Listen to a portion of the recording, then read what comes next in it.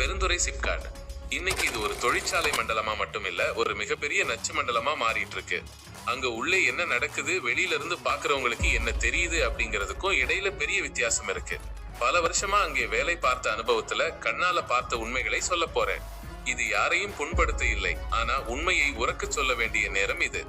உடல் ஆரோக்கியம் மைனஸ் ஒரு தொழிலாளியின் குமுறல். அங்கே வேலைக்கு போற ஒரு தொழிலாளியோட உடம்பு என்ன ஆகுதுன்னு யாருக்காவது தெரியுமா? ஆரம்பத்துல தெரியாது, ஆனா போக போக அந்த ரசாயன காத்து நம்ம நுரையீரலை அப்படியே அரிச்சிடுது. இன்னைக்கு அங்கே வேலை பார்த்த பல பேருக்கு ஆஸ்துமா ஒரு நிரந்தர வியாதியா மாறிடுச்சு. நெஞ்சு வலி வருது, மூச்சு திணறல் ஏற்படுது.